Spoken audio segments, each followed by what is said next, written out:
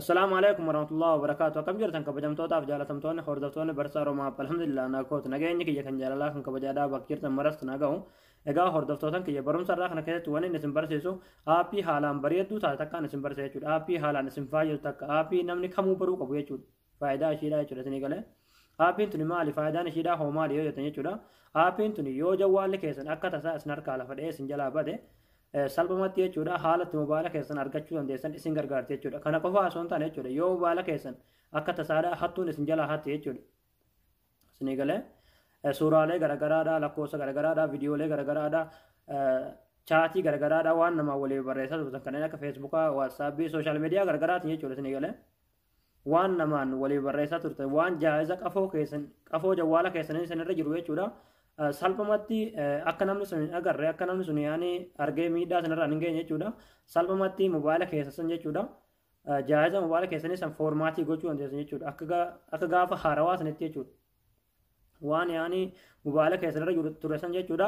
Salphumatti qulqulleessanii foormaatii gochuu dandeessan jechuudha. Akka namni sun irratti mobaayila keessan sanarratti hin agarre jechuudha. Waan tokko jechuudha isinii galee. Yoo itti fayyadamallee akka haarawaatti yaani ofii waan hunda kireet godhatee itti akka fayyadamuu danda'utti jechuudha isinii galee waan keessan akka hin agarre jechuudha. Lakkoofsa garagaraa suuraalee garagaraa viidiyoolee garagaraa waan mobaayila keessanirraa qabdan mara jechuudha hundumaa jechuudha isinii galee haala itti foormaatii gochuu dandeessan isin argisiisa jechuudha. Jawwaaluma namaa bira deemtaniituma imeelii keessan fayyadamuudhaan salphumatti yoo mobaayilli keessan sun harka namaadhaa seenee jechuudha. Mobaayila keessan qafoo jawwaala keessanii san foormaatii gochuu dandeessu jechuudha. Isinii galee akkasuma immoo yoo badee sin jalaa yaanii kufeetuma harka namaa hin seenillee jechuudha. Lookeeshinaan yookiin GPS jechuudha karaa inni jiru xawwaalii isin marraa jechuudha isinii galee. Lookeeshinumarra deemtaniituma kan bakka inni jiru san barbaaduu dandeessan jechuudha. Yoo immoo dhiyeenya keessan jiraate jechuudha yoo atta seem kaardilleen keessa jiraatu dhabe jechuudha qafuma jawwaalaa sanitti bilbiluu dandeessan jechuudha. Jaayis musaa sanitti jechuudha. Haala itti bilbiluu dandeessan isin gargaarti jechuudha. Itti bilbiltanii yaanii xirrii isaa san dhageessan jechuudha isinii galee. Yaanii xirrii isaa san yeroo dhageessan eessa akka jiru ni argitan jechuudha isinii galee. Yeroo lookeeshinni bakka kana jira jee bakka inni jiru sin geessirra jechuudha.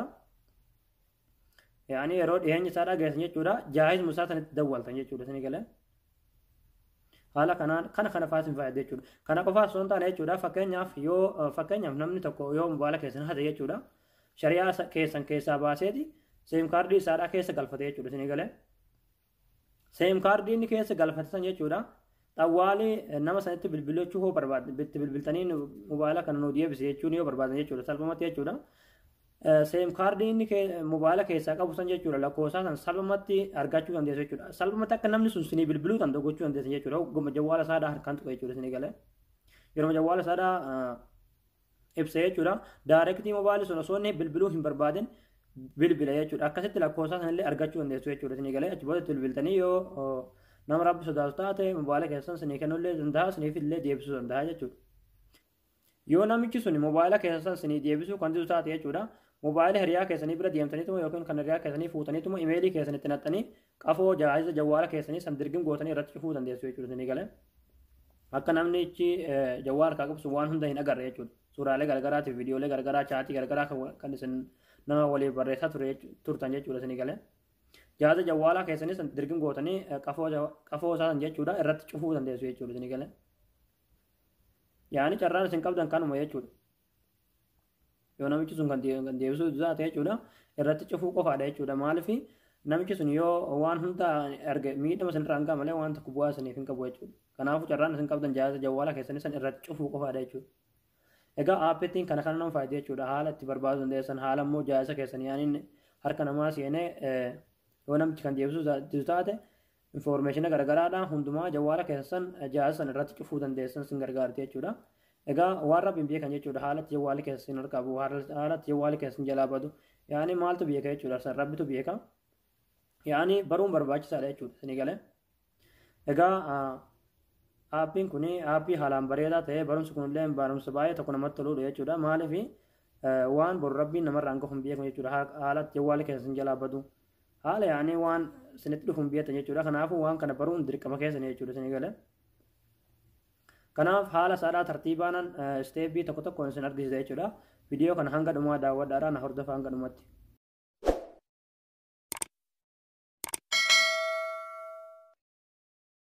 Egaa hordoftoota kiyyaa akkuma nama isin hime jechuudha yoo jawwaala keessan akka tasaa isin harkaa kufee isin jalaa bade akkasuma yoo hattuun isin jalaate jechuudha jawwaala hiriyaa keessanii bira deemtaniituma jechuudha pilaastoorii isarra galtaniituma bakka seerchii kanarratti jechuudha find device kan jiru kana gadi buufattu jechuudha jawwaala hiriyaa keessan irratti jechuudha isin galee egaa nama buufadhu waan akka oopinuma naaf ta'a oopinuma irratti dha jechuudha egaa achi booda gadi buutaniiti saayiniin kan jiru kanarratti galii gootu jechuudha. Egaa achi booda haala kanaan imeelii keessan kan jawwaala badee sanitti guutu jechuudha. Isinii galee. Egaa nama kiyyatti haa guutu. Egaa yeroo imeelii guutanii raawwatan booda jechuudha. As gadi next click itti gootu jechuudha. Egaa achi booda paaspoortii itti guutu jechuudha. Isinii galee. Egaa nama kiyyatti haa guutu. Egaa achi booda yeroo paaspoortii imeelii keessanitti guutan jechuudha. Ammallee next ka jettu kana click itti gootu jechuudha. Isinii galee. Egaa haala kanaan barbaadee isinii fide jechuudha isinii galee. Haala kanaa jechuudha amma kun argaa jirtanii kanaa jechuudha isinii galee. Egaa kun amma argaa jirtanii mi? Asirratti lookeeshina isaati jechuudha isinii galee. Kun amma yaani ani hospitaala kana tokko bukkeen jira jechuudha manni kiyyaa. Haala kanaan lookeeshina isinii fide jechuudha. Yeroo haala kanaan lookeeshina isinii fide jechuudha. Yoo kan isin jalaa bade taate jechuudha. Asirra deemtanii jechuudha lookeeshina kanarra deemtanii mobaayila san argachuu dandeessu jechuudha isinii galee. Jawwaala margaa jirtan kun jechuudha jawwaala bada sanii jechuudha. Jawwaala hiriyaa keessanii osoo hin taane jawwaala bada sanii jechuudha isinii galee. Egaa haala kanaan chaarjii jawwaala keessanillee hanga qabu isinii hima jechuudha. Shaanaan isaadhaa kan 65 jechuudha. Asitti shabakaan isaadhaa yoo shari'aan kan jiraates yoo shabaka waayifaa taates isinii hima jechuudha. Kiyyammoo kan waayifaayiidha na bira jira jechuudha.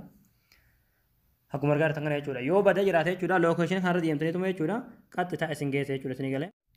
Egaa jechuudha yeroo lookeeshina isaatti dhiyaatan jechuudha wanni gootan jechuudha xawwaalii as dhuftu jechuudha isinii galee asirratti dhuftu jechuudha as gadi jechuudha isinii galee kinooma jechuudha asirratti saawuнд pilaay kan irratti kilikoo goone xawwaalii bilbilee jechuudha isinii galee egaa bilbilee alaalu jechuudha achi booda sagalee isaa san dhageessanii fudhachuu dandeessu jechuudha bakka bu'ee jechuudha isinii galee egaa amma irratti kilikaa goonuti jechuudha.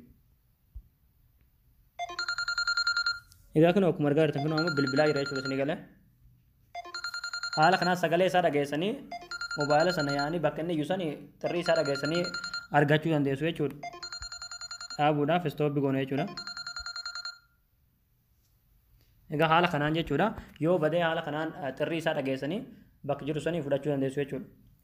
Yoo immoo badee harka yaa'anii hatamee yookiin harka namaa jiraate jechuudha. Yoo hattuu san nama hate san jechuudha namni hate suni nama san dubbisuu yoo barbaadde jechuudha asirratti kan jechuudha inni argitu yoo nabdi qaba jechuudha secure device kan jedhamu irratti kilik gootanii jechuudha asirratti jechuudha kun asol kanatti asirratti jechuudha asirratti miseejii barreessitu jechuudha miseejii barreessitanii yaani yaada qabdan jechuudha achi booda immoo asirratti phone number kan jedhamu irratti immoo lakkoofsa keessan kan jawwaala hiriyaa keessanii san keessaa qabdan jechuudha asirratti guutuun jechuudha isinii galee achi booda yeroo guutan jechuudha asirratti jechuudha as gadi secure device kan jedhamu irratti kilik gootu jechuudha.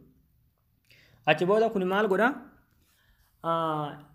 namichi sun yeroo jawwaala isaadhaa yaani paawara isaadhaa ibsa jechuudha isinii galee daayirektii bilbilli isaa sun fedha isaa malee isin bilbila jechuudha.